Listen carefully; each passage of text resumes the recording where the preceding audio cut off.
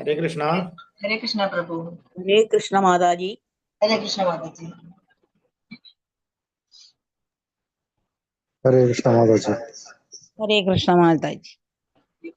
हरे कृष्ण माता जी। हरे कृष्णा माता जी। हरे कृष्ण माता जी। हरे कृष्ण माता जी। हरे कृष्ण। ओम ज्ञानतिमिरान्धस्य ज्ञानाञ्जनशलाकया चक्षुरुन्मीलितं येन तस्मै श्रीगुरुवे नमः। श्रीचैतन्यमनोभीष्टं स्थापितं येन भूतले स्वयं रूपकदा मह्यं ददाति स्वपदान्तिकम्। वन्देऽहं श्रीगुरो श्रीयुतपदकमलं श्रीगुरून् वैष्णवांश्च श्रीरूपं साग्रजातं सगणरघुनाथान्वितं तं सजीवम् साद्वैतं सावधूतं परिजनसहितं कृष्णचैतन्यदेवं श्रीराधाकृष्णपादान् सगणललिता श्रीविशाखान्वितांश्च हे कृष्णकरुणा सिन्धो दीनबन्धो जगत्पते गोपेश्च गोपिका कान्ता राधा कान्त नमोऽस्तुते। सप्तकाञ्चन गौराङ्गी राधे वृन्दावनेश्वरी वृषभानुसुते देवी प्रणमामि हरिप्रिये। वाञ्छाकल्पतरुभ्यश्च कृपा सिन्धुभ्येव च पतितानां पावनेभ्यो वैष्णवेभ्यो नमो नमः।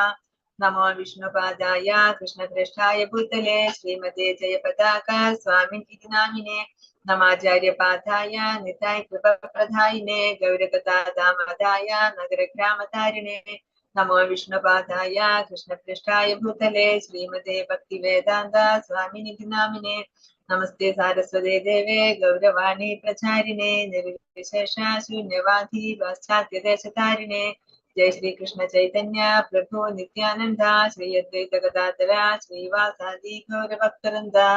हरे कृष्ण कृष्ण कृष्ण हरे हरे हरे राम राम राम हरे हरे। ओम नमो भगवते वासुदेवाय। ओम नमो भगवते वासुदेवाय। ओम नमो भगवते वासुदेवाय। नमो भगवते वासुदेवाय। ഹരേ കൃഷ്ണ. ശ്രീ ശ്രീ രാധാ ഗോവിന്ദ മന്ദിർ ഇസ്കോൺ മാംഗ്ലൂർ നടത്തുന്ന 18 ദിവസത്തെ ഭഗവത്ഗീത ക്ലാസ്സിലേക്ക് എല്ലാവർക്കും സ്വാഗതം. ഇന്ന് നമ്മൾ പഠിക്കുന്നത് അധ്യായം 3 കർമ്മയോഗം. ഇന്നലത്തെ അധ്യായത്തിൽ എന്തൊക്കെയാ പറഞ്ഞത്? ആത്മാവിനെ കുറിച്ചും ജീവാത്മാവിന്റെ പ്രയാണത്തെ കുറിച്ചും ആത്മാവിന്റെ സ്വഭാവത്തെ കുറിച്ച് അല്ലെ, ആത്മാവിന്റെ ഗുണങ്ങള്. പിന്നെ നമ്മള് പ്രധാനപ്പെട്ട കാര്യം കണ്ടു. അർജുനൻ ഭഗവാനെ ഗുരുവായിട്ട് സ്വീകരിച്ചു. അർജുനൻ ശിഷ്യനായി ഭഗവാന്റെ, അത് കണ്ടു. പിന്നെ നമ്മൾ ദേഹാന്തര പ്രാപ്തി കണ്ടു, ആത്മാവിന്റെ ഗുണങ്ങൾ കണ്ടു. ഇനി ഈ അധ്യായത്തിൽ നമ്മൾ പറയുന്നത് കർമ്മയോഗം. നമ്മൾ ആദ്യം തന്നെ പറഞ്ഞിരുന്നു, ആദ്യത്തെ 6 അധ്യായങ്ങൾ എന്തിനെ പറ്റിയാ പറയുന്നത്? കർമ്മയോഗത്തെ പറ്റി പറയുന്നത്. അപ്പൊ ഈ നമ്മൾ എങ്ങനെ കർമ്മം ചെയ്യണം, ഏതൊക്കെ കർമ്മങ്ങൾ നമ്മളെ ബന്ധനത്തിലാക്കും, നമ്മളെ ബന്ധനത്തിൽ നിന്ന് മോചിക്കണം എന്നുണ്ടെങ്കിൽ നമ്മൾ എങ്ങനെ കർമ്മം ചെയ്യണം, അതിനെ പറ്റിയിട്ടാണ് ഈ അധ്യായത്തിൽ നമ്മൾ പഠിക്കുന്നത്.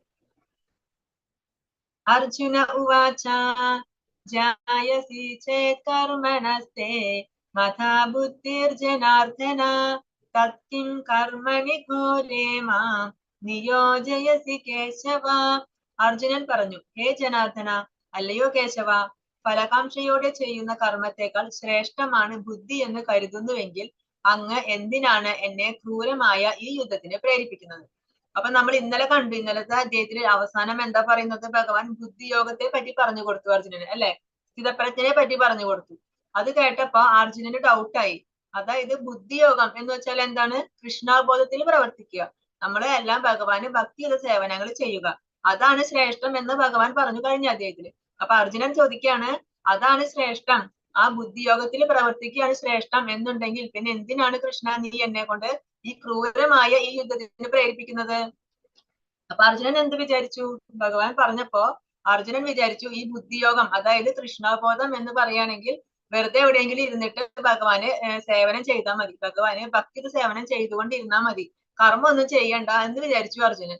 അപ്പൊ അർജുനൻ തെറ്റിദ്ധരിച്ചു. അപ്പൊ അർജുനൻ ചോദിക്കാണ്, അങ്ങനെ ഒന്നും ചെയ്യണ്ട, ഭഗവാന് പ്രാർത്ഥിച്ചിരുന്നാൽ മതി എന്നുണ്ടെങ്കിൽ ഞാൻ അങ്ങനെ ചെയ്താൽ പോരെ? ആ ബുദ്ധിയോഗം അല്ലേ ശ്രേഷ്ഠം, പിന്നെ എന്തിനാണ് എന്നെ കൊണ്ട് ഈ ക്രൂരമായ യുദ്ധത്തിന് പ്രേരിപ്പിക്കുന്നത്?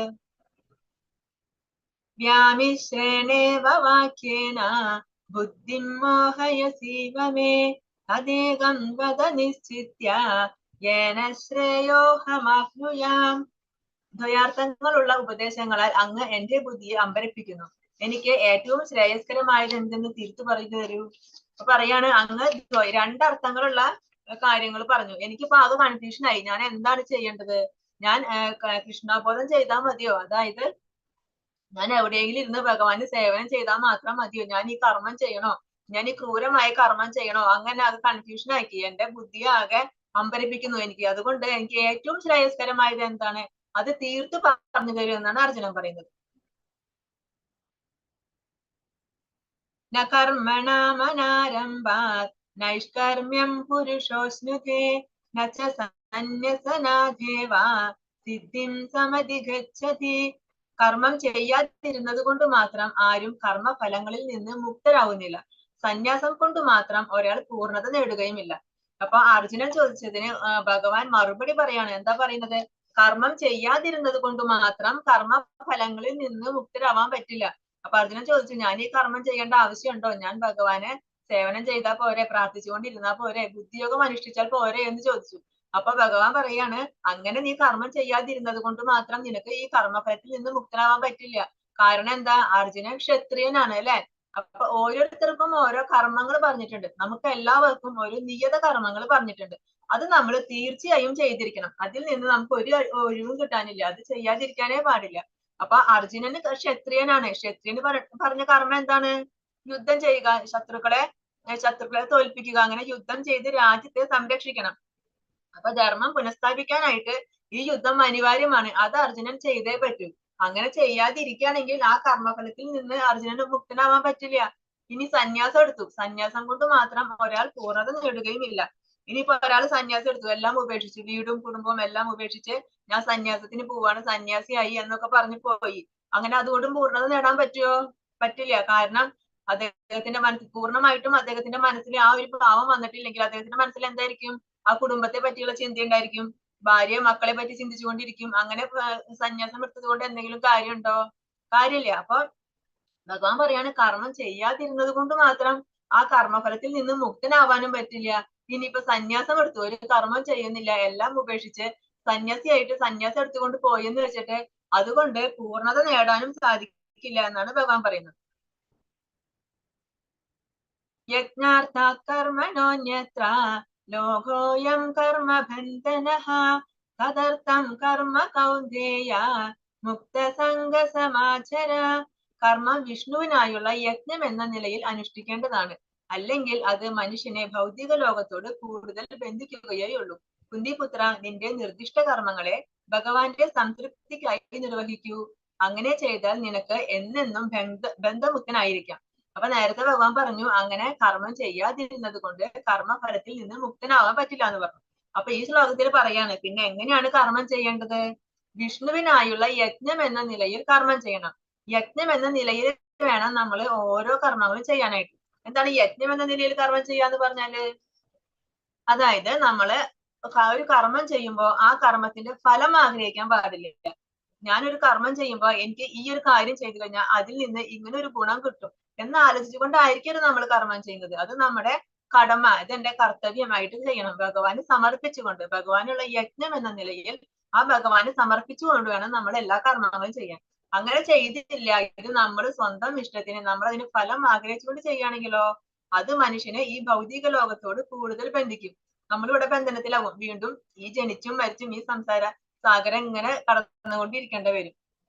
അതല്ല, അത് ഭഗവാന് സമർപ്പിച്ചുകൊണ്ട് യജ്ഞമായിട്ട് ചെയ്യുകയാണെങ്കിൽ എന്താണ്, ആ കർമ്മങ്ങളെ ഭഗവാന്റെ സംതൃപ്തിക്കായിട്ട് ചെയ്യുകയാണെങ്കിൽ നമുക്ക് ബന്ധമുക്തനാവാം. ഈ ഭൗതിക ലോകത്തിൽ നിന്ന് നമുക്ക് മുക്തനാവാനായിട്ട് സാധിക്കും. അതല്ലാന്നുണ്ടെങ്കിൽ നമ്മളെ ഈ ഭൗതിക ലോകത്തെ കൂടുതൽ ബന്ധനത്തിലാക്കും. യജ്ഞശിഷ്ടാശിന സന്തോ മുച്യന്തേ സർവകിൽബിഷൈ ഭുഞ്ജതേ തേ ത്വഹം പാപാ യേ പചന്ത്യാത്മകാരണാത്. യജ്ഞത്തിൽ നിവേദിക്കപ്പെടുന്ന അന്നം ഭക്ഷിക്കുന്നത് കൊണ്ട് ഭഗവത് ഭക്തന്മാർ സർവ്വ പാപങ്ങളിൽ നിന്നും മുക്തരാകുന്നു.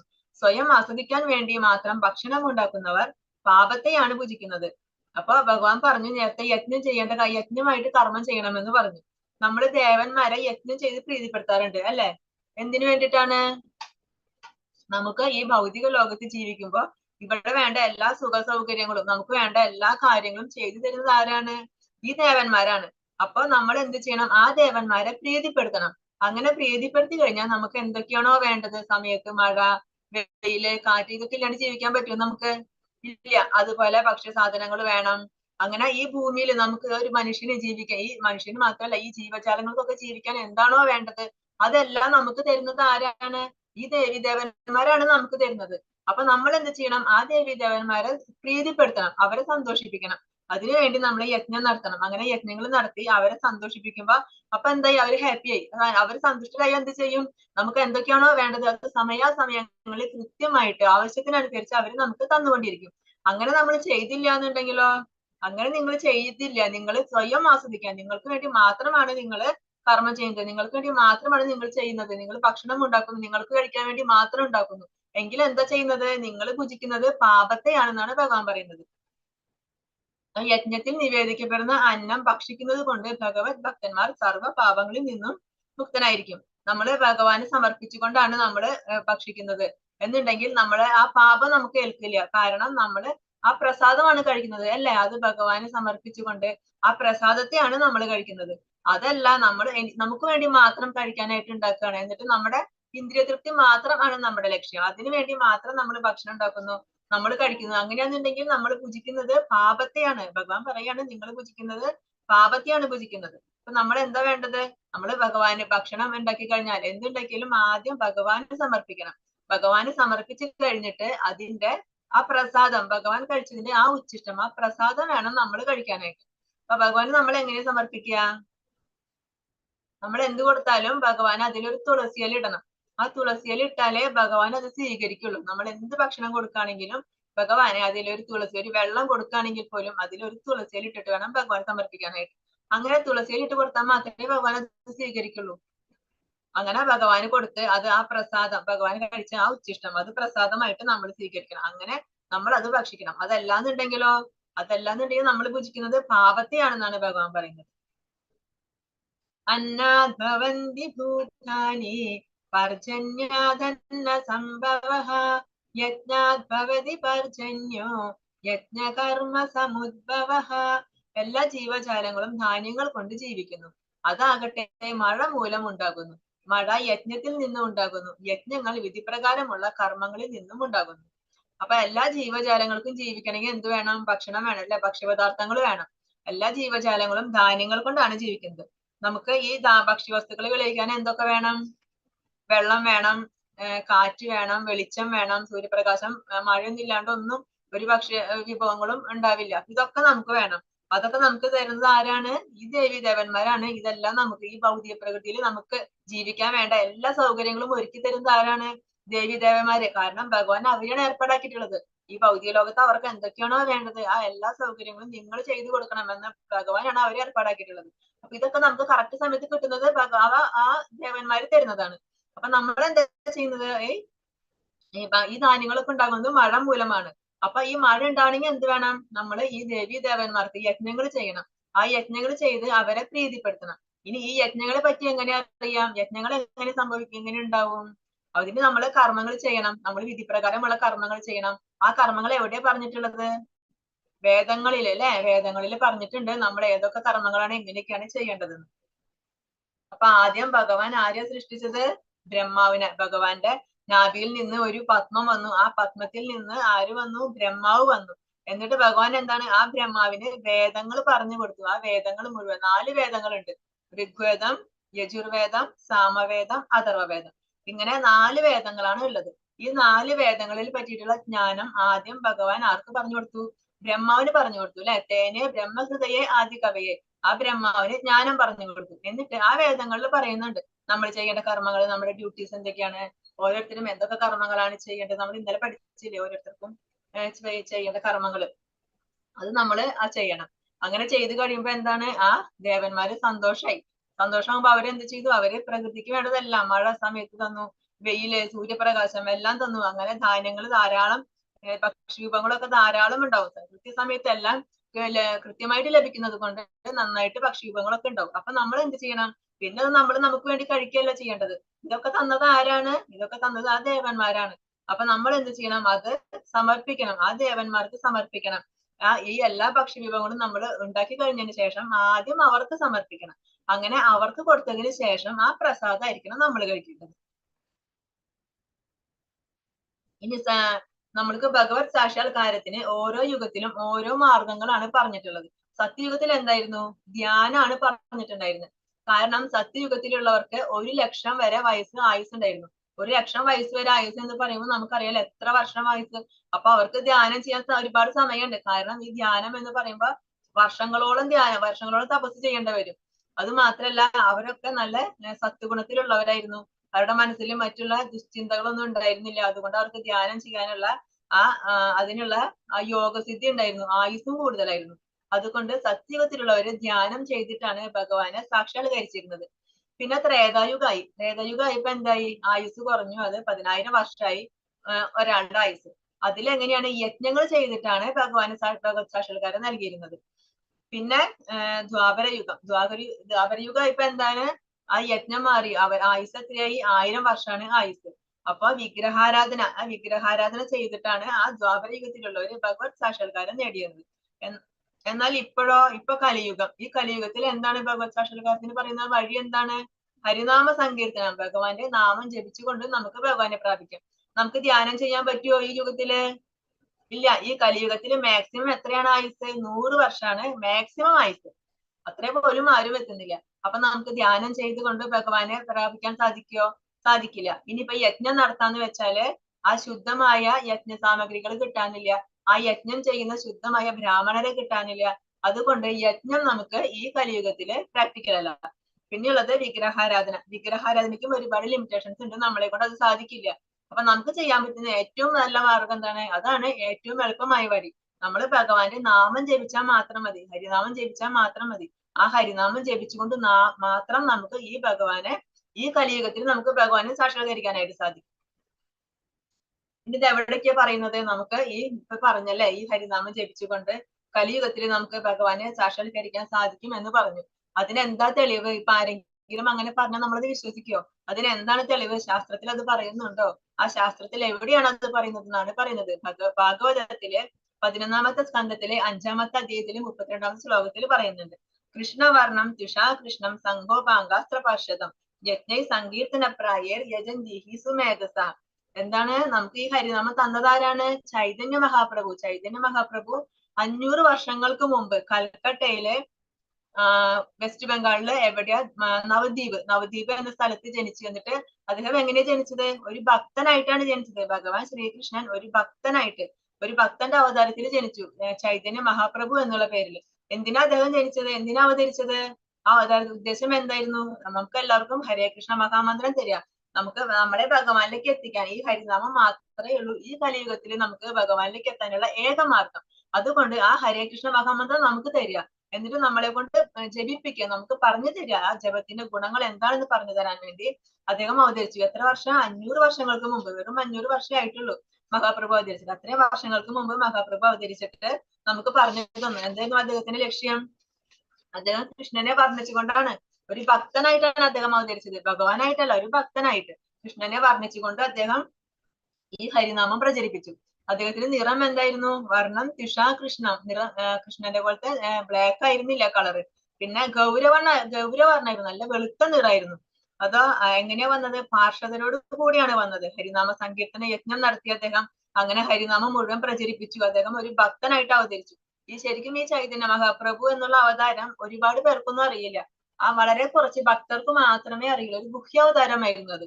പലരോടും ചോദിച്ചാൽ ആരും സമ്മതിക്കില്ല. കാരണം അങ്ങനെ ഒരു അവതാരം ഉണ്ടോ എന്ന് ചോദിക്കും. അതൊരു ഗുഹ്യാവതാരം, ഒരു രഹസ്യ അവതാരമായിരുന്നു. അത് ഭക്തർക്ക് മാത്രമേ ആ അവതാരത്തെ പറ്റി അറിയുള്ളൂ.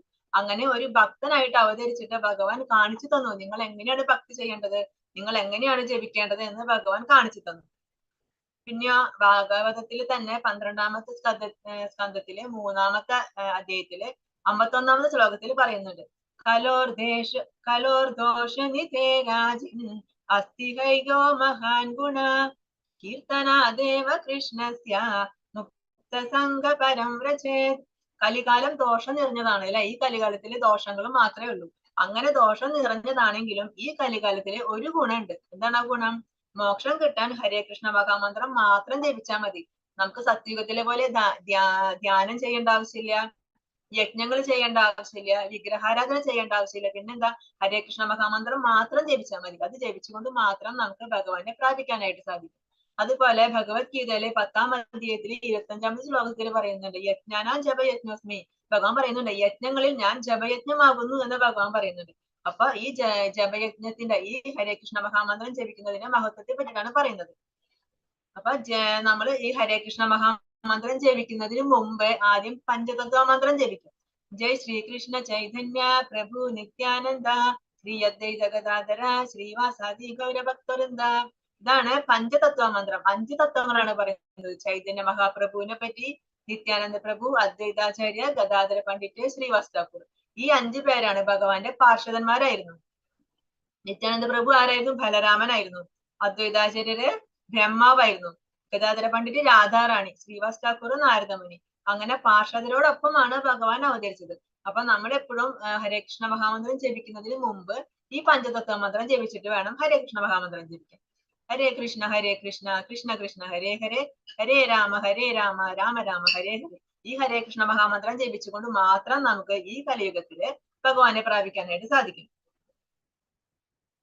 അപ്പൊ നമ്മൾ പറഞ്ഞു, വേദങ്ങളിൽ പറഞ്ഞിട്ടുള്ള പോലെ യജ്ഞങ്ങൾ അനുഷ്ഠിക്കണം. അങ്ങനെ യജ്ഞങ്ങൾ അനുഷ്ഠിക്കാണ്ട് നമ്മൾ സ്വന്തം ഇന്ദ്രിയ തൃപ്തിക്ക് വേണ്ടി മാത്രം ജീവിക്കാന്നുണ്ടെങ്കിൽ നമ്മൾ എങ്ങനെ ജീവിക്കുന്നത്? നമ്മൾ പാപം നിറഞ്ഞ ജീവിതമാണ് ജീവിക്കുന്നത് എന്ന് ഭഗവാൻ പറഞ്ഞു. അങ്ങനെ നമ്മൾ ഫലം ആഗ്രഹിക്കാതെ നമ്മൾ നിഷ്കാമമായിട്ട് ഒരാഗ്രഹവും ഇല്ലാതെ വേണം നമ്മൾ കർമ്മം ചെയ്യാനായിട്ട്. അങ്ങനെ നമ്മൾ മറ്റുള്ളവർക്ക് ഒരു മാതൃകയായിരിക്കണം എന്നാണ് ഭഗവാൻ അടുത്ത ശ്ലോകത്തിൽ പറയുന്നത്. യത്യദാചരതി ശ്രേഷ്ഠ തത്തദേവേതരോ ജനഃ സയത് പ്രമാണം കുരുതേ ലോകസ്തദനുവർത്തതേ. ഒരു ശ്രേഷ്ഠനായ വ്യക്തി എന്ത് തന്നെ ചെയ്താലും സാധാരണ ജനങ്ങൾ അദ്ദേഹത്തെ അനുകരിക്കുന്നു. മാതൃകാപരങ്ങളായ പ്രവൃത്തികളിൽ അദ്ദേഹം സ്വീകരിക്കുന്ന മാനദണ്ഡങ്ങളെ ലോകം ഒട്ടാകെ ആദരിക്കുന്നു. ഒരു ശ്രേഷ്ഠനായ വ്യക്തി എന്ത് ചെയ്യുകയാണെങ്കിലും സാധാരണ ജനങ്ങൾ അദ്ദേഹത്തെ അനുകരിക്കുന്നു. അതായത് ഒരു സമൂഹത്തിൽ ഉയർന്ന സ്ഥാനമുള്ള ഒരാൾ എന്ത് ചെയ്യുകയാണെങ്കിലും അത് മറ്റുള്ളവർ അനുകരിക്കും അല്ലെ. അവര് ചെയ്യും, അത് കണ്ടിട്ട് അതുപോലെ അനുകരിക്കാൻ ശ്രമിക്കും. അപ്പൊ നമ്മൾ കണ്ടിട്ടുണ്ടോ, ഫിലിം സ്റ്റാർസിനെ അനുകരിക്കുന്ന കുറെ പേരുണ്ടായിരിക്കും. അതല്ല, നമുക്ക് ഇഷ്ടപ്പെട്ട ഏതെങ്കിലും ലീഡേഴ്സ് ഉണ്ടെങ്കിൽ അവരെ അനുകരിക്കുന്ന കുറെ പേരുണ്ടായിരിക്കും. അപ്പൊ ആ ശ്രേഷ്ഠന്മാരായ വ്യക്തികൾ എന്താണോ ചെയ്യുന്നത് അത് സാധാരണക്കാരെ അതിനെ അനുകരിക്കുന്നതാണ് ഭഗവാൻ പറയുന്നത്. അപ്പൊ നമ്മൾ എന്ത് ചെയ്യണം? നമ്മൾ നന്നായിട്ട് ആചരിച്ച് കാണിക്കണം. നമ്മൾ പറഞ്ഞാൽ മാത്രം പോരാ. അവരെടുത്ത് ഒരു കാര്യം പറയുമ്പോ അത് പറയല്ല വേണ്ട, അത് നമ്മൾ ആചരിച്ച് കാണിക്കണം. എങ്ങനെയാണ് ചെയ്യേണ്ടത് എന്ന് ആചരിച്ച് കാണിക്കണം. അപ്പൊ അങ്ങനെ ചെയ്യുന്നവര് സ്വീകരിക്കുന്ന മാനദണ്ഡങ്ങളെ ലോകം ഒട്ടാകെ ആദരിക്കുന്നതാണ് പറയുന്നത്. ഇപ്പൊ ഉദാഹരണം പറയാണ്, ഒരു നേതാവ്, ആ നേതാവ് പുകവലിക്കുക. എന്നിട്ട് അദ്ദേഹത്തിന്റെ അണികളോട് പറയാണ്, നിങ്ങൾ ആരും പുകവലിക്കരുത്. പുകവലിയുടെ ദോഷങ്ങളെ പറ്റി പറയും, ഇത് ശ്വാസകോശത്തിനെ നശിപ്പിക്കും, രോഗങ്ങൾ വരും, അങ്ങനെയൊക്കെ പറയും. അപ്പൊ അവരെന്ത് ചെയ്യാ? അവരത് സ്വീകരിക്കോ? അവരനുകരിക്കോ? അവര് കളിയാക്കി ചിരിക്കും അല്ലെ. എന്നിട്ട് പറയും, നിങ്ങൾ പറയുന്നതല്ല, നിങ്ങൾ ചെയ്യുന്നത് എന്താണോ അത് ഞങ്ങൾ ചെയ്യും എന്ന് പറയും. അപ്പൊ നമ്മൾ പറയല്ല വേണ്ടത്, നമ്മൾ പറഞ്ഞത് കൊണ്ട് കാര്യമില്ല, നമ്മളത് ചെയ്ത് കാണിക്കുക. അത് ചെയ്ത് കാണിച്ചിട്ട് അത് കണ്ടിട്ട് മറ്റുള്ളവർ നമ്മളെ അതുപോലെ അനുകരിക്കണം. താറാവ് കൂടെ പോകുന്ന കണ്ടിട്ടുണ്ടോ? ഒരു താറാവ് ഫ്രണ്ടിൽ പോകുന്ന താറാവ് എങ്ങോട്ടാണോ പോകുന്നത്, ആ ബാക്കിൽ പോകുന്ന താറാവുകളൊക്കെ അതേപോലെ തന്നെയായിരിക്കും പോകുന്നത്. അവര് വഴി തെറ്റി പോവില്ല. ഒരെണ്ണം പോകുന്നതിന്റെ പിന്നാലെ അടുത്ത് ഇങ്ങനെ പോയിക്കൊണ്ടിരിക്കും. അപ്പൊ അതുപോലെ നമ്മൾ മറ്റുള്ളവരെ അനുകരിക്കണം. എങ്ങനെ? അവര് മാതൃകയായിരിക്കണം. അവർ ചെയ്യുന്ന ശ്രേഷ്ഠമായ കാര്യങ്ങൾ കണ്ടിട്ട് അതിനെ അനുകരിക്കണം. നമേ പാർത്ഥാസ്തി കർത്തവ്യം ത്രിഷു ലോകേഷു കിഞ്ചന നാനവാപ്തമവാപ്തവ്യം വർത്ത ഏവ ച കർമ്മണി. പാർത്ഥ, 3 ലോകങ്ങളിലും എനിക്ക് ചെയ്യേണ്ടതായിട്ട് ഒന്നുമില്ല. എനിക്ക് ഇല്ലാത്തതായോ ആവശ്യമായതായോ യാതൊന്നുമില്ല. എങ്കിലും ഞാൻ വിധിക്കപ്പെട്ട കർമ്മം ചെയ്തുകൊണ്ടേയിരിക്കുന്നു. അപ്പൊ ഭഗവാൻ എന്താ പറയുന്നത്? എനിക്ക് ഒന്നിനും ആവശ്യമില്ല. ഭഗവാൻ എന്തിനെങ്കിലും ആവശ്യമുണ്ടോ? ഇല്ല. ഭഗവാനാണ് ഈ സകല ബ്രഹ്മാണ്ടങ്ങളുടെ നാഥൻ. ഭഗവാനാണ് അല്ലെ. ഈ ആധ്യാത്മിക ലോകവും ഭൗതിക ലോകവും ഇതെല്ലാം ഭഗവാന്റെയാണ്. ഇതെല്ലാം സൃഷ്ടിച്ചത് ഭഗവാനാണ്. ഇവിടെയുള്ളതെല്ലാം ഭഗവാന്റെയാണ്. ഭഗവാൻ ഒന്നും ചെയ്യേണ്ട ആവശ്യമില്ല. ഭഗവാൻ എന്തെങ്കിലും നേടാനുണ്ടോ? എന്തെങ്കിലും കർമ്മം ചെയ്തിട്ട് ഈ ഭൂമിയിൽ നിന്ന് ഭഗവാൻ എന്തെങ്കിലും നേടാനില്ല. ഇനി എന്തെങ്കിലും ആവശ്യമുണ്ടോ? ഭഗവാൻ ഇവിടെ വന്നിട്ട് ഈ ഭൂമിയിൽ എന്തെങ്കിലും ആവശ്യമുണ്ടോ അവിടേക്ക് കൊണ്ടുപോകാൻ? അതിനും ആവശ്യമില്ല. ഭഗവാൻ ഇല്ലാത്തതായിട്ട് യാതൊന്നുമില്ല. ഭഗവാൻ എല്ലാം ഉണ്ട്. ഭഗവാൻ ഒന്നും ആവശ്യമായിട്ടുമില്ല. എന്നിട്ടും ഞാൻ വിധിക്കപ്പെട്ട കർമ്മം ചെയ്തുകൊണ്ടേയിരിക്കുന്നു. ഇതൊന്നും എനിക്ക് ആവശ്യമില്ല, എന്നിട്ടും ഞാൻ കർമ്മം ചെയ്യണം. എനിക്ക് വിധിക്കപ്പെട്ട കർമ്മം. ഭഗവാൻ ഇവിടെ കൃഷ്ണനായിട്ട് അവതരിച്ചു. ആ മനുഷ്യനായിട്ട് അവതരിച്ചപ്പോ ഒരു മനുഷ്യൻ ചെയ്യേണ്ട എല്ലാ കർമ്മങ്ങളും ഭഗവാൻ ചെയ്തിരുന്നു അല്ലെ. അപ്പൊ അതെന്തിനാ, എനിക്ക് അതിന്റെ ആവശ്യമുണ്ടോ? എനിക്ക് ഒരിക്കലും അതിന്റെ ആവശ്യമില്ല. പക്ഷെ എന്നിട്ടും ഞാൻ ചെയ്തു. കാരണം എന്താ, എല്ലാവരും എന്നെ അനുകരിക്കും. അതല്ലെങ്കിൽ അവര് പറയും, കണ്ടില്ലേ കൃഷ്ണനൊന്നും കൃഷ്ണൻ അവതരിച്ച സമയത്ത് ഒന്നും ചെയ്തിട്ടുണ്ടായിരുന്നില്ല, നമ്മളൊന്നും ചെയ്യേണ്ട ആവശ്യമില്ല, അങ്ങനെ പറയും. അപ്പൊ അതുകൊണ്ട് അവർക്ക് വേണ്ടിയിട്ട് എന്റെ വിധിക്കപ്പെട്ട കർമ്മം ഞാൻ എല്ലാം ചെയ്തുകൊണ്ടേയിരുന്നു. കാരണം എന്നെ മറ്റുള്ളവർ അനുകരിക്കില്ലേ, അതുകൊണ്ട്. അപ്പൊ അതുകൊണ്ട് നമ്മൾ എന്ത് വേണം, നമുക്ക് വിധിക്കപ്പെട്ട കർമ്മം നമ്മൾ ചെയ്തുകൊണ്ടിരിക്കണം. അല്ലെങ്കിൽ അത് കണ്ട് മറ്റുള്ളവർ നമ്മളെ അനുകരിക്കും. അവരത് ചെയ്തിട്ടില്ല, കണ്ടില്ലേ എന്ന് പറഞ്ഞ് നമ്മളെ കഴിക്കും. അപ്പൊ നമ്മളെ അനുകരിക്കും അവര്. അതുകൊണ്ട് നമ്മള് എങ്ങനെയാണോ ജീവിക്കേണ്ടത് അത് നമ്മൾ അങ്ങനെ ചെയ്ത് കാണിച്ചു കൊടുക്കണം. ഇപ്പൊ ഒരു കഥയുണ്ട്. അതായത് നാരദ മഹർഷി ഒരിക്കലും ഭഗവാനെ കാണാനായിട്ട് വരിക. അപ്പൊ ഭഗവാൻ എത്ര ഭാര്യമാരുണ്ട്? 16,108 ഭാര്യമാരുണ്ട് അല്ലെ. അപ്പൊ നാരദ മഹർഷി അവരെ ഒന്ന് വളർത്തിപ്പിടിക്കാൻ വേണ്ടിയിട്ടാണ് വരുന്നത്. വന്നിട്ട് ആദ്യം ഒരു വീട്ടിലേക്ക് പോയി. അപ്പൊ അവിടെ ചെന്നപ്പോ അവിടെ രുക്മിണി ഉണ്ട്, ഭഗവാനുണ്ട്. ഭഗവാൻ ഒരു ഗൃഹസ്ഥനായിട്ട് എന്തോ ഒരു കർമ്മം ചെയ്തുകൊണ്ടിരിക്കുകയാണ്. അത് കഴിഞ്ഞ് അവിടെ നിന്ന് ഇറങ്ങി നാരദൻ അടുത്ത വീട്ടിലേക്ക് പോയി. അപ്പൊ അവിടെ ഭഗവാൻ വേറൊരു ഭാര്യയുടെ കൂടി ഇരിക്കുന്നു. അവിടെയും ഒരു കർമ്മം ചെയ്തുകൊണ്ടിരിക്കുന്നു. അങ്ങനെ നാരദ മഹർഷി 16,108 വീട്ടിൽ പോയി. പക്ഷെ അവിടെയെല്ലാം ഭഗവാൻ ഗൃഹസ്ഥനായിട്ട്, ഒരു ഗൃഹസ്ഥൻ ചെയ്യേണ്ട കർമ്മം എന്താണ്, ഒരു ഭർത്താവ് ചെയ്യേണ്ട ഡ്യൂട്ടി എന്താണ്, അതെല്ലാം അവിടെ ഇരുന്ന് ചെയ്തുകൊണ്ടിരിക്കുകയാണ്. അപ്പൊ എന്താ, ഭഗവാന് വിധിക്കപ്പെട്ട കർമ്മം ഭഗവാൻ ചെയ്തുകൊണ്ടിരുന്നു എന്നാണ് പറയുന്നത്. പ്രകൃതേ ക്രിയമാണാനി ഗുണൈ കർമാണി സർവശഃ അഹങ്കാര വിമൂഢാത്മാ കർത്താഹമിതി മന്യതേ. നിത്യഹങ്കാരത്തിന്റെ പ്രഭാവത്താൽ മോഹിതനായ ജീവാത്മാവ് താനാണ് കർമ്മങ്ങൾ ചെയ്യുന്നതെന്ന് ചിന്തിക്കുന്നു. വാസ്തവത്തിൽ പ്രകൃതിയുടെ 3 ഗുണങ്ങളാണ് അവ നിർവഹിക്കുന്നത്. അപ്പൊ നിത്യഹങ്കാരത്തിന്റെ പ്രഭാവത്താൽ മോഹിതനായ ജീവാത്മാവ്, ഈ ജീവാത്മാക്കളെ നമ്മളെല്ലാവരും ഈ നിത്യഹങ്കാരത്തിന്റെ പ്രഭാവത്തിലാണ് അല്ലെ. നമ്മൾ ഈ ഭൗതിക ലോകത്തിലേക്ക് എപ്പോൾ വന്നോ അപ്പൊ നമ്മളെ മായ ബാധിച്ചു. പിന്നെ നമ്മളിപ്പോ മായയുടെ കൺട്രോളിലാണ്. അപ്പൊ നമുക്ക് മിഥ്യാഹങ്കാരം വന്നു. അതായത് ഞാൻ ഈ ശരീരമാണ്, ഞാനാണ് ഇവിടുത്തെ ഈ ഭൗതിക ലോകത്ത്, ഇവിടുത്തെ ആരാണ്, ഇവിടുത്തെ എല്ലാം ഞാനാണ്, ഇത് ഞാൻ ചെയ്ത കർമ്മമാണ്, ഇതിന്റെ ഗുണം എനിക്കാണ്, ഇത് എന്റെ വീടാണ്, ഇത് ഞാൻ സൃഷ്ടിച്ചതാണ്, ഇത് ഞാൻ ഉണ്ടാക്കിയതാണ്, ഇങ്ങനെ എല്ലാം ഞാൻ എന്ന് ചിന്തിച്ചു. ഞാൻ ഈ ശരീരമാണെന്ന് ആ ശാരീരിക അവബോധത്തിൽ ഇങ്ങനെ നമ്മൾ ചിന്തിച്ചുകൊണ്ടിരിക്കുകയാണ്. അപ്പൊ നമ്മൾ ചിന്തിക്കുകയാണ് ഈ കർമ്മങ്ങളൊക്കെ ചെയ്യുന്നത് ഞാനാണ് എന്ന് നമ്മൾ ചിന്തിക്കുന്നു. പക്ഷെ വാസ്തവത്തിൽ അങ്ങനെയാണോ? അല്ലാന്നാണ് പറയുന്നത് ഭഗവാൻ. പിന്നെ എന്താ, പ്രകൃതിയുടെ 3 ഗുണങ്ങളാണ് അവ നിർവഹിക്കുന്നത്. പ്രകൃതിയുടെ 3 ഗുണങ്ങളുണ്ട് അല്ലെ. ഏതൊക്കെയാണ് ത്രിഗുണങ്ങള്? ഏതൊക്കെയാ ത്രിഗുണങ്ങള്? സത്വഗുണം, രജോഗുണം, തമോ ഗുണം. ഗുണം തമോഗുണം. സത്വഗുണം, രജോ ഗുണം, തമോ ഗുണം. ഈ 3 ഗുണങ്ങൾ, പ്രകൃതിയുടെ ഈ 3 ഗുണങ്ങളാണ് യഥാർത്ഥത്തിൽ ഓരോ കർമ്മങ്ങൾ ചെയ്യുന്നത്, അല്ലെങ്കിൽ നമ്മളെ കൊണ്ട് ചെയ്യിക്കുന്നത്. പക്ഷെ നമ്മൾ അറിയുന്നില്ല, നമ്മൾ വിചാരിക്കുകയാണ് ഇതൊക്കെ നമ്മളാണ് ചെയ്യുന്നതെന്ന്. നമ്മുടെ എല്ലാവരിലും ഈ 3 ഗുണങ്ങൾ ഉണ്ടായിരിക്കും അല്ലെ. പക്ഷെ ചിലരിൽ സത്വഗുണം കൂടുതലായിരിക്കും, ചിലരിൽ രജോ ഗുണമായിരിക്കും കൂടുതല്, ചിലരില് തമോ ഗുണമായിരിക്കും കൂടുതല്. അപ്പൊ നമ്മുടെ ഉള്ളിലുള്ള ഗുണം ഏതാണ്, നമ്മളിലുള്ള ആ ഗുണത്തിനനുസരിച്ചിട്ടാണ് നമ്മൾ ഓരോരുത്തരും ഓരോ കർമ്മങ്ങൾ ചെയ്യുന്നത്.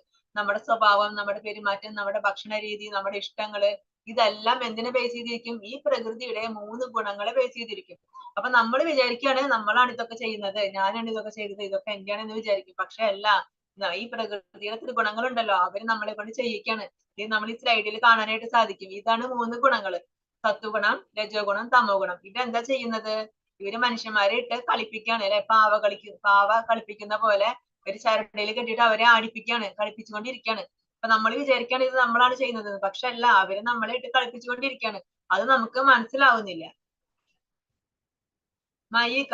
മയി സർവാണി കർമാണി സന്യസ്യാത്മചേതസാ നിരാശീർ നിർമ്മമോ ഭൂത്വാ യുദ്ധസ്വാ വിഗതജ്വരഃ.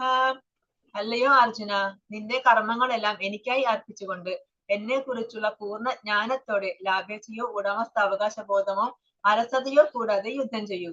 എന്നിട്ട് ഭഗവാൻ പറയാണ്, നിന്റെ കർമ്മങ്ങളെല്ലാം നീ എനിക്കായി അർപ്പിച്ചുകൊണ്ട്, നിന്റെ എല്ലാ കർമ്മങ്ങളും നീ അതിന്റെ ഫലം ആഗ്രഹിക്കണ്ട. ഈ യുദ്ധത്തിൽ ജയിച്ചിട്ട് എനിക്ക് രാജ്യം ഭരിക്കണം എന്ന് ആഗ്രഹിക്കണ്ട, നീ ഒരു ഫലവും ആഗ്രഹിക്കണ്ട. പിന്നെ എന്ത് ചെയ്യണം? നീ അതെല്ലാം എനിക്ക് അർപ്പിക്കുക. നിന്റെ ആ കർമ്മങ്ങളെല്ലാം അതെല്ലാം പൂർണ്ണമായിട്ട് എനിക്ക് അർപ്പിക്കുക. എന്നിട്ട് പൂർണ്ണമായ ജ്ഞാനത്തോടെ, ലാഭേച്ഛ വേണ്ട, ഞാൻ ഈ യുദ്ധം ചെയ്തു കഴിഞ്ഞാൽ എനിക്ക് ഇത് കിട്ടും, അല്ലെങ്കിൽ എനിക്ക് ഈ ഒരു കാര്യം ചെയ്തു കഴിഞ്ഞാൽ എനിക്ക് അങ്ങനെ ഒരു ഗുണം കിട്ടും, എനിക്ക് പ്രശസ്തി കിട്ടും, എനിക്ക് രാജ്യം കിട്ടും, അങ്ങനെയൊന്നും ചിന്തിക്കണ്ട. പിന്നെ ഉടമസ്ഥാവകാശ ബോധം വേണ്ട. ഇത് ഞാനാണ് ചെയ്തത്, ഇത് എന്റെ കഴിവ് കൊണ്ടാണ് ഇത് ഇങ്ങനെ വന്നത്, ഇത് എന്റെയാണ് എന്നുള്ള ആ ഉടമസ്ഥാവകാശ ബോധം ഉണ്ടല്ലോ, അതും വേണ്ട. പിന്നെ അലസത വേണ്ട. മടി വേണ്ട, ഞാൻ യുദ്ധം ചെയ്യില്ല എന്ന് പറഞ്ഞിട്ട് മടി പിടിച്ചിരിക്കാൻ വേണ്ട. നീ എണീറ്റ് നീ യുദ്ധം ചെയ്യണം. ഇത് നിന്റെ കർമ്മമാണ്. നീ എനിക്ക് അർപ്പിച്ചോ. നിന്റെ കർമ്മഫലം നിനക്ക് ഏൽക്കില്ല. ഇതൊന്നും നിനക്ക് ഉണ്ടാവില്ല. നീ എന്ത് ചെയ്താൽ മതി? എനിക്കായി നിന്റെ കർമ്മഫലങ്ങളെല്ലാം പൂർണ്ണമായും എനിക്ക് അർപ്പിച്ചാൽ മതി. എന്നിട്ട് പൂർണ്ണ ജ്ഞാനത്തോടെ എണീറ്റ് യുദ്ധം ചെയ്യുന്നതാണ് ഭഗവാൻ പറയുന്നത്. യേമേ മതമിധം നിഷ്ഠം യേമേ മതമിധം നിത്യം അനുതിഷ്ഠന്തി മാനവാഃ ശ്രദ്ധാവന്തോ നസൂയന്തോ മുച്യന്തേ തേഭി കർമ്മഭിഃ. എന്റെ ആജ്ഞാനുസരണം സ്വകർമ്മങ്ങൾ നിർവഹിക്കുകയും അസൂയ കൂടാതെ വിശ്വാസപൂർവം ഈ ഉപദേശങ്ങൾ അനുസരിക്കുകയും ചെയ്യുന്നവർ കർമ്മഫലങ്ങളുടെ കുടുക്കിൽ നിന്ന് മോചനം നേടുന്നു. അപ്പൊ എന്താ പറയുന്നത് ഭഗവാൻ? എന്റെ ആജ്ഞാനുസരണം, ഞാൻ ആജ്ഞ തന്നിട്ടുണ്ട്, എന്റെ ആജ്ഞാനുസരണം നിന്റെ സ്വകർമ്മങ്ങൾ, സ്വന്തം കർമ്മങ്ങൾ നിർവഹിക്കണം. അത് അസൂയ കൂടില്ല, അസൂയ പാടില്ല. ഭഗവാൻ ഇഷ്ടമില്ല അല്ലെ? അസൂയും അഹങ്കാരം ഒന്നും ഭഗവാൻ ഇഷ്ടമില്ലാത്ത ഗുണങ്ങളാണ്. ഒട്ടും അസൂയ പാടില്ല. ഭഗവാന്റെ ഈശ്വരത്വത്തെ സംശയിക്കാൻ പാടില്ല നമ്മള്.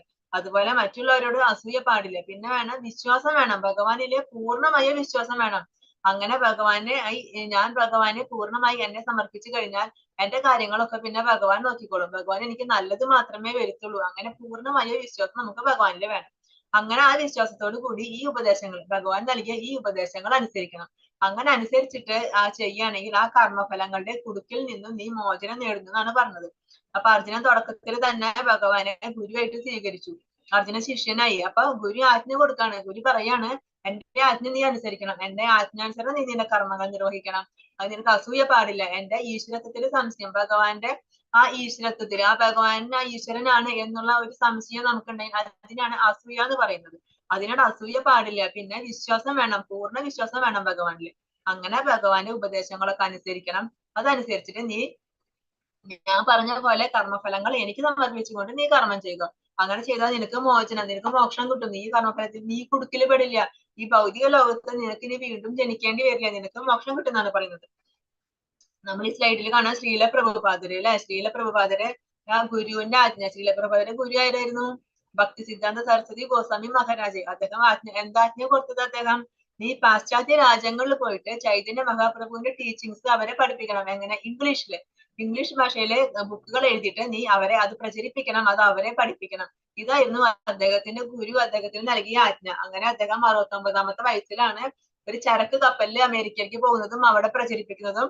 അവിടെ അനേകായിരം ഹിപ്പികളായിട്ടുണ്ടായിരുന്നു. അതായത് മയക്കുമരുന്ന് കഴിച്ച് കുളിക്കില്ല, ഒരു ശുദ്ധിയില്ല, വൃത്തിയില്ല, തോന്നിയ സമയത്ത് ഭക്ഷണം കഴിക്കും, ലഹരിക്ക് അടിമ, കഞ്ചാവിന് അടിമ, മയക്കുമരുന്ന് അടിമയൊക്കെ ആയിട്ട് നടന്ന കുറെ ആളുകളെ അവരെയൊക്കെ ഈ ശ്രീല പ്രഭുപാദര് പഠിപ്പിച്ചു. അവരെ ഹരിനാമം പ്രചരിപ്പിച്ച്, അവരെ നാമം ജപിപ്പിച്ച്, അവരെ ഈ ജ്ഞാനം നൽകി പഠിപ്പിച്ച്, അങ്ങനെ അവരെയൊക്കെ വലിയ ഭക്തരാക്കി അല്ലെ? ഗുരുവിന്റെ ആജ്ഞ അനുസരിച്ച് അദ്ദേഹം അങ്ങനെ ചെയ്തു. അപ്പൊ പറയാണ്, അങ്ങനെ ഗുരുവിന്റെ ആജ്ഞ അനുസരിച്ച് ചെയ്യുകയാണെങ്കിൽ നമുക്ക് കർമ്മഫലങ്ങളിൽ കുടുക്കിൽ പെടില്ല, നമുക്ക് മോക്ഷം കിട്ടും. ഇനി അതല്ല, ഈ അസൂയ വന്നിട്ട് ഈ ഭഗവാന്റെ ഉപദേശങ്ങളൊന്നും അനുസരിക്കില്ല എന്നാണെങ്കിൽ അവർക്ക് എന്ത് സംഭവിക്കുന്നതാണ് പറയുന്നത്. നാനുതിഷ്ഠന്തി മേ മദം സർവജ്ഞാന വിമൂഢാംസ്താൻ വിദ്ധി നഷ്ടാന ചേതസഃ. അസൂയാലുക്കളായി എന്റെ ഉപദേശങ്ങളെ അവഗണിക്കുകയും അനുസരിക്കാതിരിക്കുകയും ചെയ്യുന്നവരെ ഒട്ടും അറിവില്ലാത്തവരും മൂഢരുമായി കണക്കാക്കണം. പൂർണ്ണത നേടുന്നതിനുള്ള അവരുടെ യത്നങ്ങൾ വിഫലമാക്കപ്പെടുകയും ചെയ്യുന്നു. ഇനി അസൂയാലുക്കളാണ്, ഇനി അസൂയാണ് ഭഗവാനില്. ആ അസൂയാലുക്കളായിട്ട് ഭഗവാന്റെ ഉപദേശങ്ങളൊക്കെ അവഗണിച്ചു. പിന്നെ ഇതാരാ? കൃഷ്ണൻ ആരാ ഇതൊക്കെ പറയാനായിട്ട്? കൃഷ്ണ പറഞ്ഞതുപോലെ നടക്കല്ലേ, അങ്ങനെയല്ലേ എന്നൊക്കെ പറഞ്ഞിട്ട് ആ ഭഗവാനിൽ വിശ്വാസം ഇല്ലാണ്ട്, ഭഗവാന്റെ ആ ഈശ്വരത്തെ സംശയിച്ചുകൊണ്ട് അതിൽ അസൂയാലുക്കളായിട്ട് ആ ഭഗവാന്റെ ഉപദേശങ്ങളൊക്കെ അവഗണിച്ച് അതൊന്നും അനുസരിക്കാതെ, ഇതൊന്നും ഞാൻ ചെയ്യില്ല എന്ന് പറഞ്ഞാൽ അനുസരിക്കാതെ ഇരിക്കുന്നുണ്ടല്ലോ, അവരൊക്കെ മൂഢന്മാരാണ്, അറിവില്ലാത്തവര്, വിഡ്ഢികള്. അവരെ ജ്ഞാനമില്ലാത്തവരായിട്ട്, ആ മൂഢന്മാരായിട്ട് അവരെ കണക്കാക്കണം. അവർക്ക് പൂർണ്ണത നേടാനായിട്ട് സാധിക്കില്ല. ആ പൂർണ്ണത നേടുന്നതിന് വേണ്ടി അവരുടെ യത്നങ്ങൾ വിഫലമാക്കപ്പെടും. ആ പൂർണ്ണത നേടാൻ വേണ്ടി അവരെന്തെങ്കിലും കർമ്മം ചെയ്താൽ തന്നെ അതൊന്നും ഒരു ഫലം ഉണ്ടാവില്ല, അതൊക്കെ വിഫലമാക്കും. കാരണം എന്താ? അവർക്ക് ഭഗവാനിൽ വിശ്വാസം ഇല്ല, അവർക്ക് ഭഗവാനിൽ അസൂയാണ്. അങ്ങനെ അസൂയായിട്ട് ഭഗവാന്റെ ഉപദേശങ്ങളെ അവര് തിരസ്കരിക്കുകയാണ് ചെയ്യുന്നത്, അതിനെ അവഗണിക്കുകയാണ്, ഒട്ടും അനുസരിക്കുന്നില്ല. അവരൊക്കെ മൂഢന്മാരാണ്, അവർക്ക് പൂർണ്ണത നേടാനായിട്ട് സാധിക്കില്ല. അപ്പൊ അങ്ങനെ ഭഗവാൻ പറയുന്ന ആ ഭഗവാന്റെ വാക്ക് അനുസരിക്കാതെ കർമ്മം ചെയ്യുന്നവർക്ക് എന്താണ് ശിക്ഷ?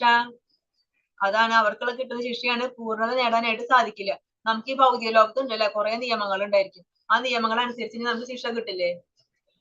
ഉദാഹരണം, നമ്മളിപ്പോ 2 വീലറിൽ പോവാണ്, ഹെൽമെറ്റ് വെക്കാതെ പോയി, അത് കണ്ടു പോലീസ് പിടിച്ചു കഴിഞ്ഞാൽ എന്ത് സംഭവിക്കും?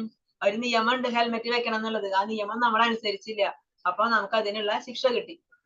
അതുപോലെയാണ് ഭഗവാന്റെ ലോകത്തേക്ക് പോണെങ്കിൽ അവിടെയും കുറെ നിയമങ്ങളുണ്ട്, ഭഗവാനും കുറെ നിയമങ്ങളുണ്ട്. ആ ഭഗവാൻ പറയുന്ന നിയമങ്ങള് നമ്മൾ അനുസരിക്കണം. അനുസരിച്ചില്ല എന്നുണ്ടെങ്കിൽ നമുക്ക് ശിക്ഷ കിട്ടും.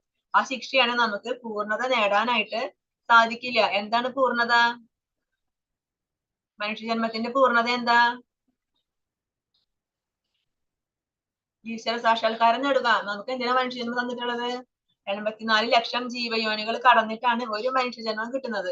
അതെന്തിനു വേണ്ടിയിട്ടാണ്? നമുക്ക് ഭഗവാന്റെ നാമം ജപിച്ച് ഭഗവാന്റെ സേവനങ്ങൾ ചെയ്ത് ഭഗവാന്റെ ലോകത്തിലേക്ക് എത്താൻ, ഭഗവത്ധാമത്തിലേക്ക് എത്താൻ, ഈ ഭൗതിക ലോകത്തിൽ നിന്ന് മുക്തി വേണ്ടേ നമുക്ക്? ആ മുക്തി നേടുക എന്നതാണ് പൂർണ്ണത. ഒരു മനുഷ്യജന്മത്തിന്റെ പൂർണ്ണത ഈ ഭൗതിക ലോകത്തിൽ നിന്ന് മുക്തി നേടി ഭഗവത്ധാമത്തിലേക്ക് എത്തുക എന്നുള്ളതാണ്. അപ്പൊ അർജുന്റെ അടുത്ത് ഭഗവാൻ ഇങ്ങനെ കുറെ കാര്യങ്ങളൊക്കെ പറഞ്ഞു. അസൂയ പാടില്ല, അസൂയ പാടാണ്ട് നീ എനിക്ക് വേണ്ടി എനിക്ക് സമർപ്പിച്ചുകൊണ്ട് നീ കർമ്മം ചെയ്യണം, അങ്ങനെയൊക്കെ പറഞ്ഞു. അപ്പൊ സംശയം അർജുനന് എന്താണ്? ഇപ്പൊ നമ്മൾ കർമ്മം ചെയ്തു, കർമ്മം ചെയ്യുമ്പോൾ ചിലപ്പോ നമുക്ക് ഇഷ്ടമില്ലെങ്കിൽ പോലും നമ്മൾ തെറ്റ് ചെയ്യാലോ. അങ്ങനെ ചെയ്യുന്നവരെ പറ്റിയിട്ട് അവരെ പറ്റിയാണ് ഭഗവാൻ അർജുനൻ ചോദിക്കുന്നത്. അർജുന ഉവാച അദകേന പ്രയുക്തോയം പാപം ചരതി പുരുഷഃ അനിച്ഛന്നഭിവാർഷ്ണേയ ബലാദിവ നിയോജിതഃ. അർജുനൻ പറഞ്ഞു, വാർഷ്ണേയ, ഏതിനാലാണ് ഒരാൾ തനിക്ക് ഇഷ്ടമില്ലെങ്കിൽ പോലും ബലാൽക്കാരേണ എന്ന പോലെ പാപം ചെയ്യാൻ പ്രേരിതനാകുന്നത്. അപ്പൊ നമ്മളൊക്കെ ഭഗവാന്റെ അംശമാണ് അല്ലെ. നമ്മുടെ ഭഗവാൻ പരമാത്മാവാണ്. ആ പരമാത്മാവിന്റെ അംശമായ ജീവാത്മാവാണ്. നമ്മളെല്ലാവരും ജീവാത്മാക്കളാണ്. അപ്പൊ ഭഗവാന്റെ അംശമാണ്. പരമാത്മാവ് എങ്ങനെയാണ്? സച്ചിദാനന്ദ സ്വരൂപമാണ്. അപ്പൊ നമ്മളും ആ പരമാത്മാവിന്റെ അംശമായ ജീവാത്മാക്കളായ നമ്മളും സച്ചിദാനന്ദ സ്വരൂപമാണ്. ഭഗവാന് മാലിന്യങ്ങളുണ്ടോ? ഇല്ല. അപ്പൊ നമുക്കും മാലിന്യങ്ങൾ വരാൻ പാടില്ല, കാരണം നമ്മൾ ഭഗവാന്റെ അംശമല്ലേ. അപ്പൊ നമുക്കും മാലിന്യങ്ങൾ വരാൻ പാടാത്തതാണ്. പക്ഷെ എന്താ സംഭവിച്ചത്? നമ്മൾ ഈ ഭൗതിക ലോകത്തിലേക്ക് വന്നപ്പോ, എപ്പോ നമ്മൾ അമ്മയുടെ ഗർഭത്തിൽ നിന്ന് ആ ഭൗതിക ലോകത്തിലേക്ക് വന്നോ, അപ്പൊ നമ്മുടെ മാലിന്യം പിടികൂടി. ഈ ഭൗതിക ലോകത്തിലെ മായ നമ്മളെ പിടികൂടി, ഈ ത്രിഗുണങ്ങൾ നമ്മളെ പിടികൂടി. അങ്ങനെ ഈ പരിശുദ്ധനായ ജീവാത്മാവിന് എന്ത് സംഭവിച്ചു? മാലിന്യം വന്നു പെട്ടു, അശുദ്ധിയായി. അതാണ് സംഭവിച്ചത്. അപ്പൊ അർജുനൻ ചോദിക്കാണ്, ഇപ്പൊ നമ്മൾ കർമ്മം ചെയ്യുന്നുണ്ട്, ചിലപ്പോ നമുക്ക് ഇഷ്ടം ഉണ്ടാവില്ല പാപം ചെയ്യണം, നമ്മൾ വിചാരിക്കുന്നത് പോലും ഉണ്ടാവില്ല. പക്ഷെ നമ്മൾ ചെയ്യുന്ന കർമ്മം ഒരു പാപമായിട്ട് മാറാം. ചിലപ്പോ ബലാത്കാരാണ് നമുക്കൊരു കർമ്മം ചെയ്യേണ്ടി വരികയാണ്, പാപമാണ് എന്ന് അറിഞ്ഞുകൊണ്ടും ഇത് ചെയ്താൽ പാപം കിട്ടും, ഇത് ചെയ്യാൻ പാടില്ല എന്ന് അറിഞ്ഞുകൊണ്ടും ഏതോ ഒരു നിർബന്ധ പ്രകാരം അങ്ങനെ ഒരു കർമ്മം നമുക്ക് ചെയ്യേണ്ടി വരാറുണ്ടല്ലോ കൃഷ്ണ. അത് എന്തുകൊണ്ടാണ് അങ്ങനെ സംഭവിക്കുന്നത് എന്നാണ് അർജുനൻ ചോദിക്കുന്നത്. അപ്പൊ അതിന്റെ മറുപടി പറയാണ് ഭഗവാൻ. ശ്രീ ഭഗവാനുവാച കാമയേഷ ക്രോധയേഷ രജോ ഗുണ സമുദ്ഭവഃ മഹാശനോ മഹാപാത്മാ വിദ്യേനമിഹ വൈരിണം. ശ്രീ ഭഗവാൻ പറഞ്ഞു, അല്ലയോ അർജുന, രജോഗുണവുമായുള്ള സമ്പർക്കത്തിൽ നിന്ന് ഉണ്ടായതും പിന്നീട് ക്രോധമായി തീരുന്നതുമായ കാമമാണ് ഇങ്ങനെ പ്രേരിപ്പിക്കുന്നത്. എല്ലാം നശിപ്പിക്കുന്ന ഈ മഹാപാപമാണ് ഇഹലോകത്തിലെ ശത്രു. അപ്പൊ നമ്മുടെ ശത്രു ആരാണ്?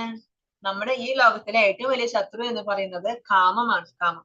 അപ്പൊ എന്താണ് ഈ കാമം? ഈ കാമം എന്തിനാ ഉണ്ടാവുന്നത്? രജോഗുണാണ് അല്ലെ. രജോഗുണമായുള്ള ആ സമ്പർക്കത്തിൽ നിന്നാണ് ഈ കാമം ഉണ്ടാകുന്നത്. എന്താ കാമം എന്ന് പറയുന്നത്? എന്താ കാമം? നമ്മൾ ഇന്നലെ പഠിച്ചതാണല്ലോ. ധ്യാൻ ആഗ്രഹം.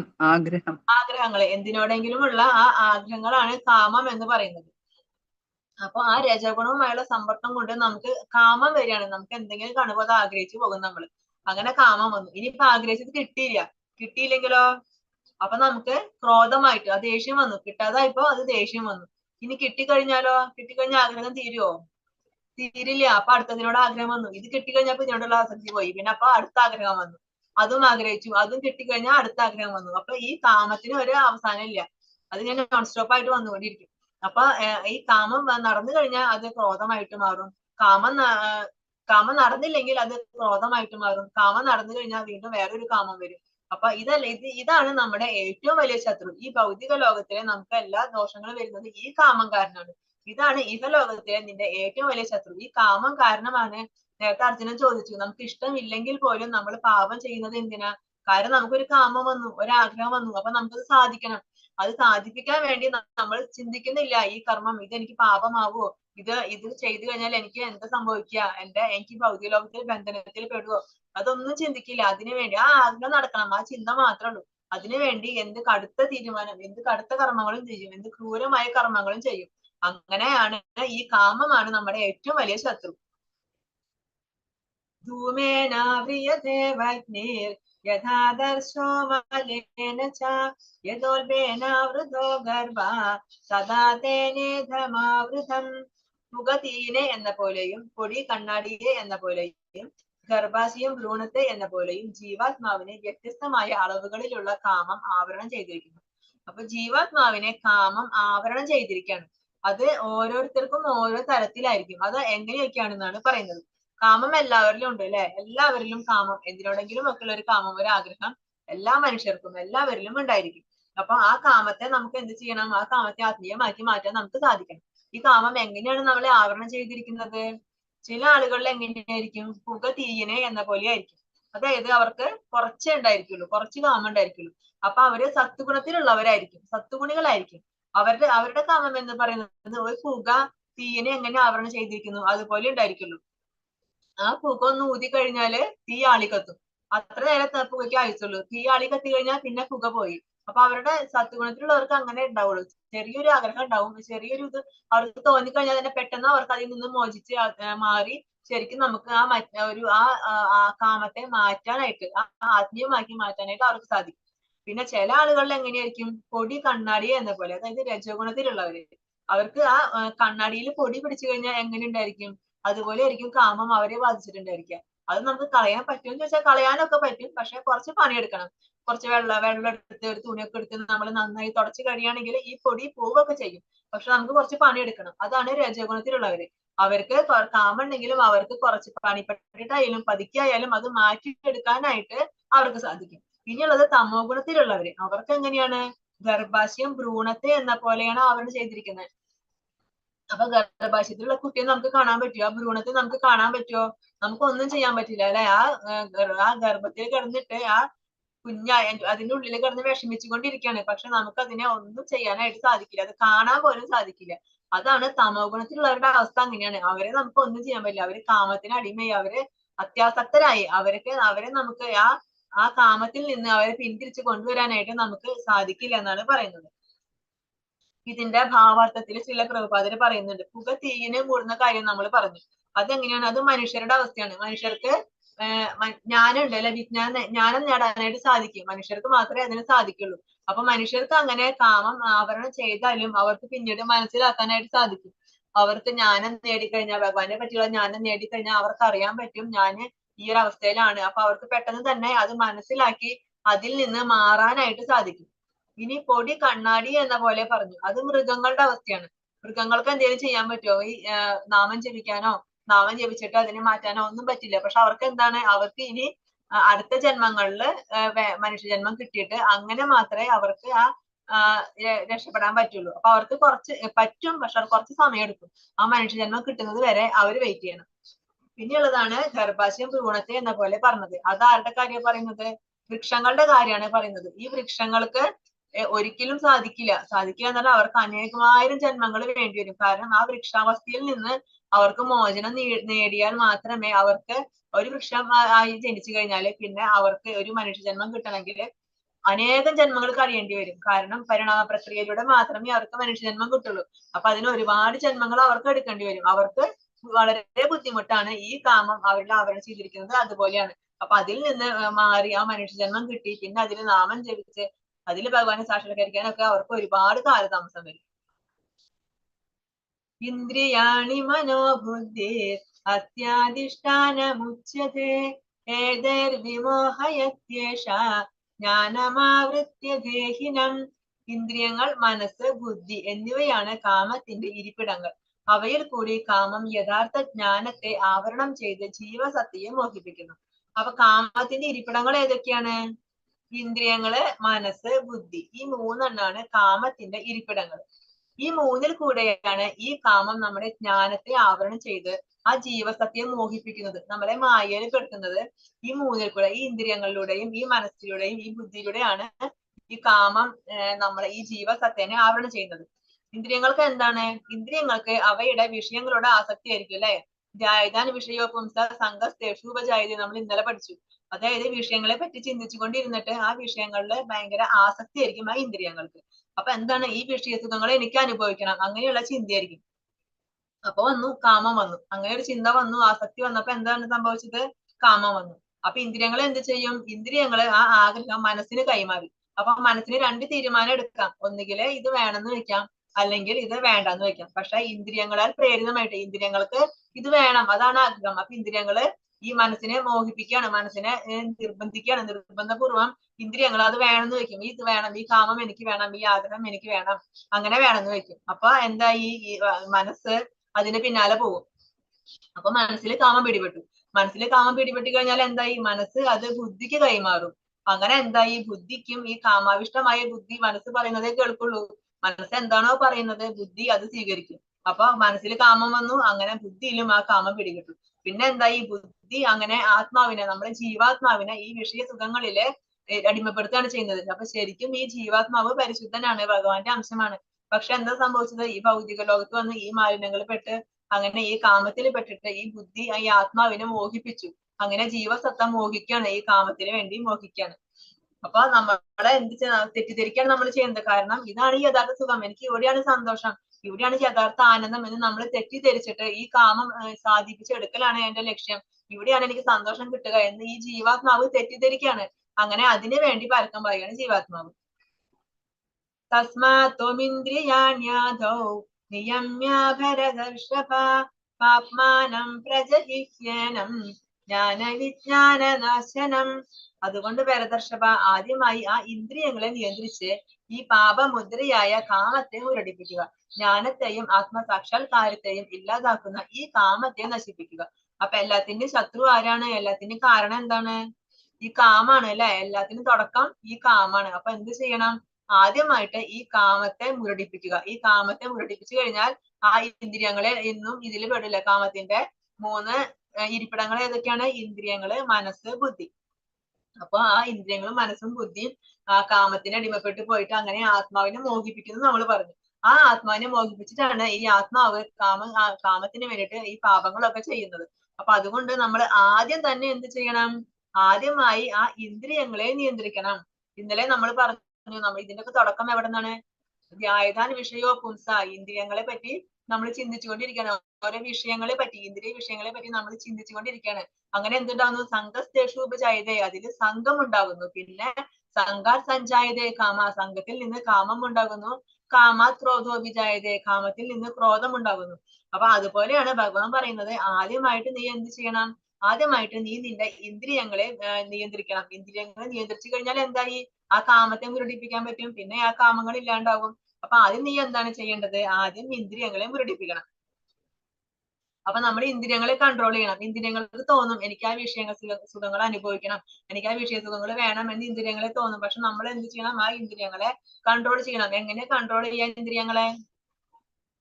നമ്മളെ ഇന്ദ്രിയങ്ങൾ കൊണ്ട് നമ്മൾ ഭഗവാന്റെ സേവനം ചെയ്യിപ്പിക്കുക. ഭഗവാനുമായിട്ട് ബന്ധപ്പെട്ട കർമ്മങ്ങൾ നമ്മൾ ചെയ്യിപ്പിച്ചു കഴിഞ്ഞാല് ആ ഇന്ദ്രിയങ്ങൾ എപ്പോഴും ബിസി ആയിരിക്കും, ഭഗവാന്റെ കർമ്മങ്ങളിൽ ബിസി ആയിരിക്കും. അങ്ങനെ ബിസി ആയിട്ടിരിക്കുന്ന സമയത്ത് പിന്നെ ഇന്ദ്രിയങ്ങൾക്ക് വേറെ ഒന്നും ചെയ്യാനായിട്ട് പറ്റില്ല. അങ്ങനെ നമുക്ക് കാമത്തെ മുരടിപ്പിക്കാൻ പറ്റുള്ളൂ. നമുക്ക് ഇന്ദ്രിയങ്ങളെ കൺട്രോൾ ചെയ്യണമെന്നുണ്ടെങ്കിൽ ആദ്യം കൂടെ ചെയ്യേണ്ടത് ആ ഇന്ദ്രിയങ്ങളെ ഭഗവാന്റെ സേവനത്തിൽ ഏർപ്പെടുത്തുക. അല്ലാണ്ട് ഇന്ദ്രിയങ്ങളെ കൊണ്ട് ഒന്നും ചെയ്യിക്കാതിരിക്കാമെന്ന് വിചാരിച്ച് നടക്കില്ല, ഒരിക്കലും നടക്കില്ല. ഇന്ദ്രിയങ്ങൾ എപ്പോഴും ആ വിഷയങ്ങളിൽ പിന്നാലെ പോയിക്കൊണ്ടേയിരിക്കും. നമുക്ക് വേണമെങ്കിൽ എത്ര നിർബന്ധിച്ച് പിടിച്ചിരുത്തിയാലും കുറച്ചു നേരമൊക്കെ പറ്റുള്ളൂ. ഇന്ദ്രിയങ്ങൾ ഇങ്ങനെ പോയിക്കൊണ്ടിരിക്കും ആ വിഷയങ്ങളുടെ പിന്നാലെ. അപ്പൊ നമുക്ക് ചെയ്യാൻ പറ്റുന്നത് ഇന്ദ്രിയങ്ങളെ വിഷയങ്ങൾ ആസ്വദിച്ചോട്ടെ. അത് എന്ത് വിഷയങ്ങളായിരിക്കണം? ഭഗവാനുമായിട്ട് ബന്ധപ്പെട്ട വിഷയങ്ങളായിരിക്കണം ഇന്ദ്രിയങ്ങൾ ആസ്വദിക്കേണ്ടത്. അങ്ങനെയാകുമ്പോൾ നമുക്ക് ഈ കാമത്തെ മുരടിപ്പിക്കാൻ പറ്റും.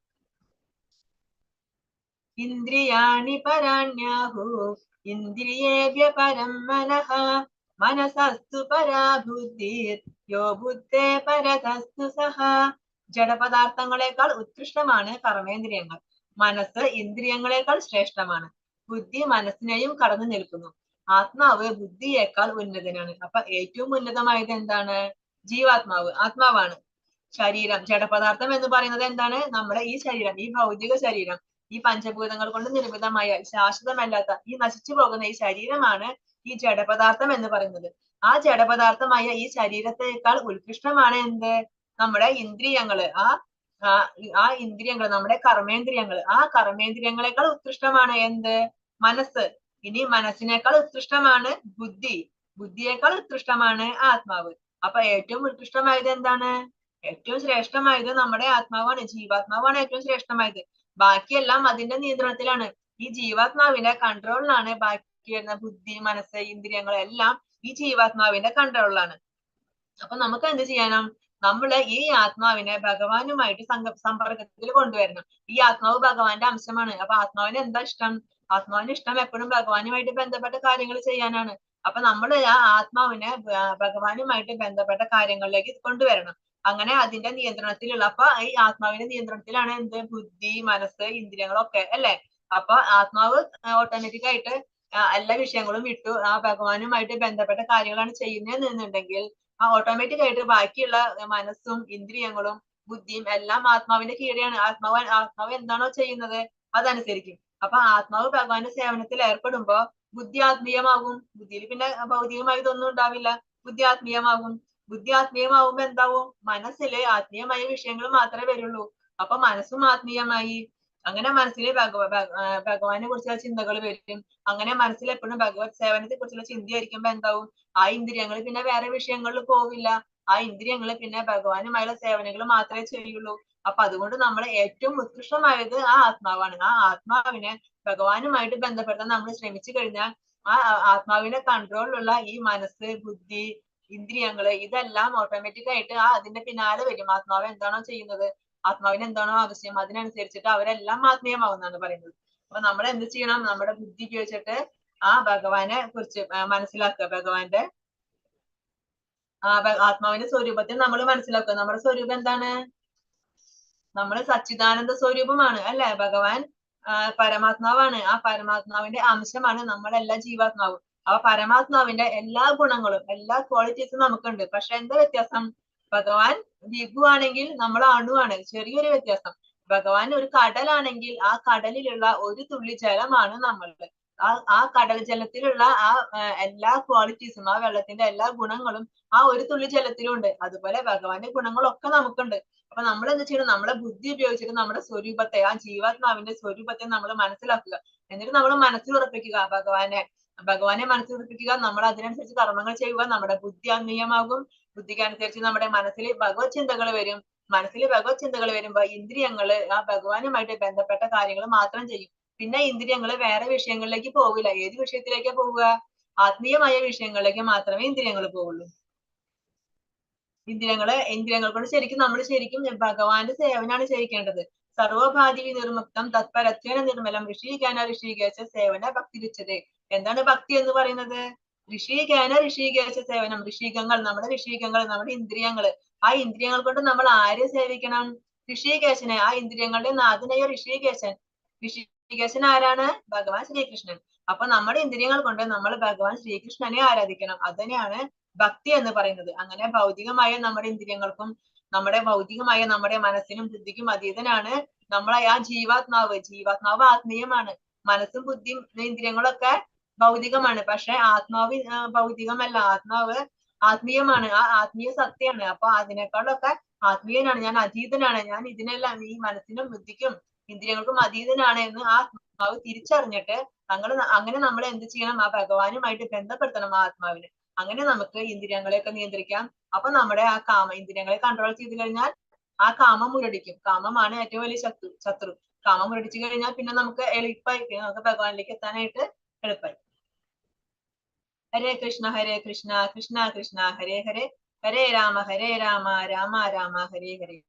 പാഞ്ചാകൽപതരുഭ്യശ്ച കൃപാ സിന്ധുഭ്യ ഏവ ച പതിതാനാം പാവനേഭ്യോ വൈഷ്ണവേഭ്യോ നമോ നമഃ.